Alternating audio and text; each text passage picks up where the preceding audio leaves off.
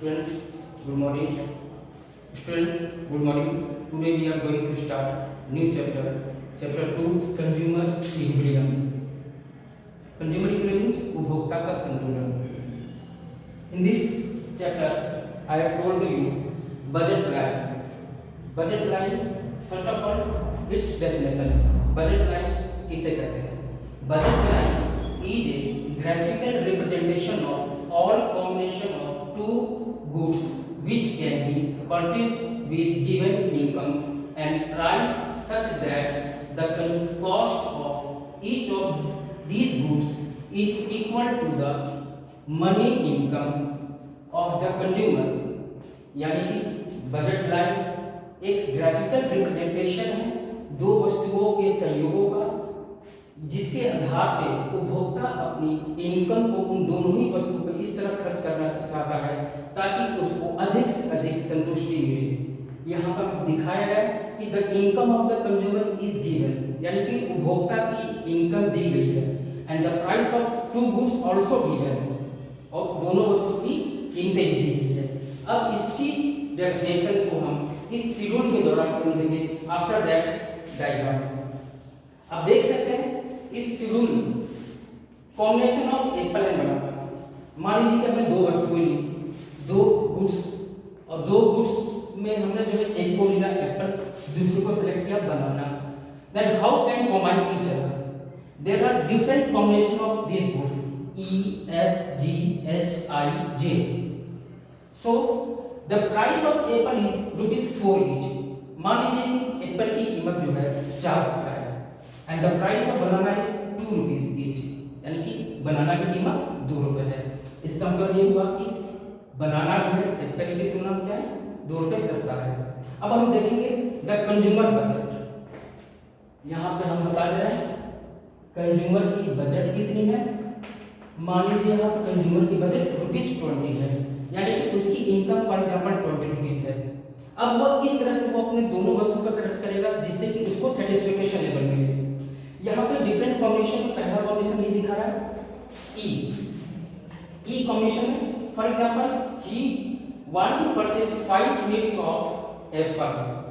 It's means that 4 rupees 1 apple, then 5 into 4 20 rupees, यानी पूरा पैसा उसका जो है 20 रुपए जो है 5 यूनिट एप्पल खर्च करने पे हो गया.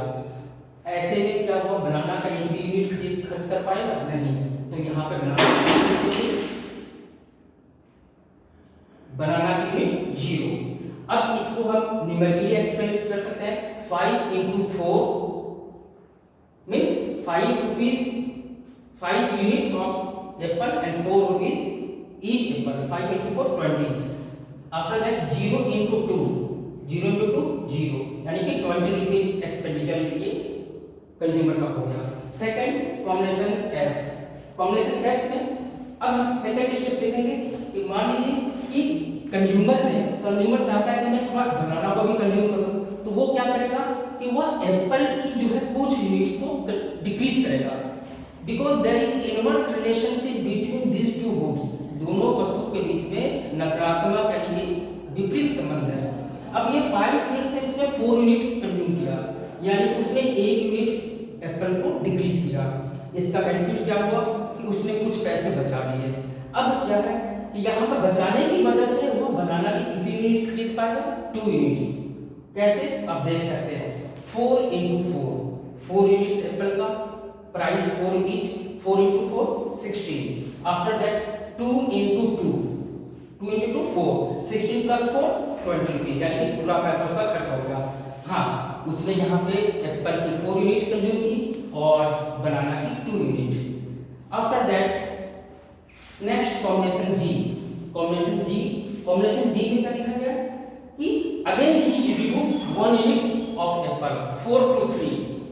इसने 1 यूनिट और डिक्रीज कर दिया एप्पल का, 4 से 3 हो गया, जिसकी वजह से उसका कंजम्पशन लेवल बनाना का 2 यूनिट से बढ़कर 4 यूनिट हो गया. और इसी को हम एक्सप्लेन करेंगे न्यूमेरिकल. एक्सपेंडिचर कितना हो रहा है यहाँ पे, तो 3 into 4, यानी कि 3 यूनिट्स एप्पल का, प्राइस 4 ईच, 3 4 12, 4 into 2, यानी कि 4 यूनिट उसने बनाना का कंज्यूम किया, और यहाँ पे रुपीज है कितनी 2 रुपीज पर यूनिट, तो 4 टू 8, तो 12 प्लस 8 कितना हो गया 20 रुपीज, यानी कि उसका जो है पूरा पैसा खर्च हो गया दोनों वस्तुओं पे। अब नेक्स्ट हम आते हैं एज कॉम्बिनेशन। ये सिलसिला, ये क्रम जो है ऐसा ही चलता रहेगा, जैसे जैसे वो डिक्रीज करता जाएगा क्वांटिटी एप्पल की, वैसे वैसे बनाने की क्वांटिटी बढ़ती जाएगी। एट लास्ट हम देखेंगे एज में क्या है, यहाँ पे 2 यूनिट्स वो कंज्यूम करता है एप्पल की, जिसकी वजह से बनाना की यूनिट्स 4 से बढ़कर 6 हो जाती है। आप यहाँ देख सकते हैं 2 into 4 8 और 6 into 2 12, 12 plus 8 20। आई ये देखेंगे आई कॉम्बिनेशन है। नेक्स्ट 1 यूनिट कम करते हुए एकदम 1 यूनिट कंज्यूम करता है, जिसकी वजह से उसने बहुत ज्यादा पैसे बचा लिए। अब इसकी वजह से उसने बनाना की 8 यूनिट कंज्यूम की। तो यहाँ पर हम न्यूमेरिकली देख सकते हैं 1 into 4 4 और 8 into 2 16। 8 क्या है आपका यूनिट और 2 क्या है, 2 सब में आ रहा है, ध्यान से देखिए 2 राइट साइड में सब में इंटू कर रहा है, क्यों, क्योंकि यहाँ पर बनाना का प्राइस कितना है 2 रुपीज ईच। तो 8 to the 16, 1 into 4 4, 4 plus 16 20। और लास्ट में अगर हम देखें जे क्या दिखा है, जे ये दिखा है कि अगर उसने एप्पल का कुछ कंजप्शन नहीं किया, उसका दिल किया कि मैं एप्पल बिल्कुल ना कंज्यूम करूं, तो वह कितना कंजप्शन बनाना का कर सकता है, वह 10 यूनिट्स कर सकता है, क्योंकि उसका पूरा पैसा बचा हुआ है। 10 into 2 यहाँ देख सकते हैं 10 into 2 20 रुपीज। यहाँ पे इसका क्या हो जाएगा, जीरो कंजप्शन हो जाएगा, प्राइस फॉर द जीरो यानी कि प्लस करेंगे तो आएगा 20 रुपीज। तो इस शेड्यूल से हमने क्या सीखा, इस शेड्यूल से हमने क्या प्रेजेंट किया, इससे हमने ये क्या कि there is inverse relationship between two goods, दो वस्तुओं के बीच में कैसा रिलेशन है, नेगेटिव है, नेगेटिव है। यानी कि जैसे जैसे हम एक कंजप्शन एक कमोडिटी का कम करते जाएंगे, दूसरी कमोडिटी का कंजप्शन वैसे ही बढ़ता रहेगा। अब इसी चीज को, यही शेड्यूल को हम इस डायग्राम में प्रेजेंट करने जा रहे हैं। ध्यान से देखिए, यहाँ पे डायग्राम में आपको दिखाया गया है एक्स एक्सिस जो है उसमें एप्पल को दिखाया गया है, वाई एक्सिस में आपको बनाना को दिखाया गया है। यहाँ पर हम यही चीज को प्रेजेंट कर रहे हैं। यूनिट्स 1 2 3 4 5 जीरो से स्टार्ट है एप्पल का है, क्योंकि मैक्सिमम कितनी यूनिट्स है एप्पल की, 0 से स्टार्ट हुए 5 तक है। और बनाना की यूनिट्स मैक्सिमम कितनी है, मैक्सिमम 10 दिखा रहा है, मिनिमम 0। तो इसको हम 0 से लेकर 2 का जो है इक्वल क्लास इंटरवल करते हुए हम 10 तक ले जाएंगे। अब इसको हम ई कॉम्बिनेशन है, फिर एफ है, फिर जी एच आई जे, तो ई कॉम्बिनेशन हम यहाँ देंगे। ई कॉम्बिनेशन ये रहा, ठीक है। ए बी जो है आपका बजट लाइन है, it slope downward from left to right straight line, ये ऊपर से नीचे बाईं तरफ जो है ढालू होता है, झुका हुआ होता है और स्ट्रेट लाइन होता है। इसका मतलब हुआ कि दो वस्तुओं के बीच में नेगेटिव रिलेशन दिखाया गया है। There are inverse relationship between two commodity. First combination E जो वहां पे हमने बताया, सेम वही चीज कॉम्बिनेशन ई में क्या लिखा है एप्पल 5 यूनिट, तो 5 यूनिट एप्पल का ये पॉइंट हमने देखा और उस समय बनाना कितना हो जा रहा है 0, तो ये रहा 0, तो एक पॉइंट हमने यहां दिया।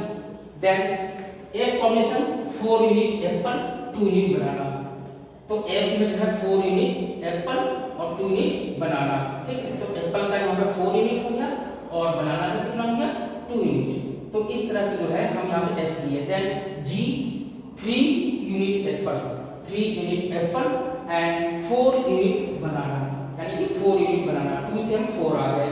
फिर जैसे जैसे हम यहाँ पे देखेंगे, हम यहाँ पे देखेंगे कि ये जो है एरो मार्क जो है लेफ्ट साइड जा रहा है, बैकवर्ड जा रहा है और ये अपवर्ड जा रहा है, इंक्रीज हो रहा है। यानी कि जैसे जैसे हम रिड्यूस करेंगे, कंजप्शन लेवल कम करते जाएंगे, वैसे वैसे बनाना का कंजप्शन लेवल जो है बढ़ता जाएगा। और यहाँ पे देखेंगे एट लास्ट जे क्या दिखा रहा है, जे ये दिखा रहा है कि अगर कंज्यूमर पूरा एक्सपेंडिचर जो है वह खर्च कर दिया किस पे, खर्च कर दिया बनाना पे, तो उसकी 10 यूनिट्स खर्च करेगा, यानी कि 10 यूनिट यहाँ पे दिखाया गया, उस समय एप्पल का जो है कंजप्शन 0 हो जाएगा।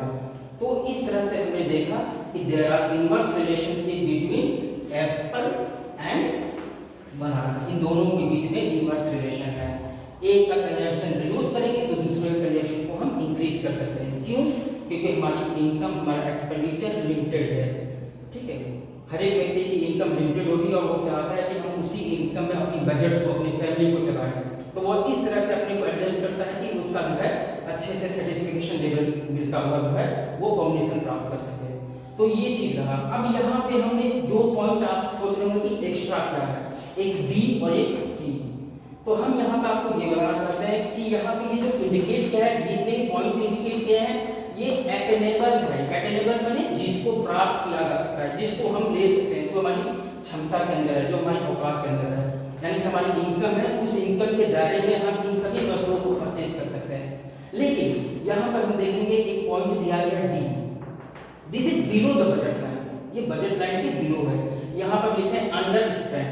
अंडर स्पेंड माने ये अल्प खर्च किया गया है, यानी कि ये वस्तु का रेट बहुत ही कम है, जिसको कंज्यूमर खरीदना नहीं चाहता है। निम्न वस्तु हो सकती है, गिवन गुड्स कह सकते हैं इसे हम, इंफीरियर गुड्स कह सकते हैं, जिसको वो ही can't desire to purchase this type of goods.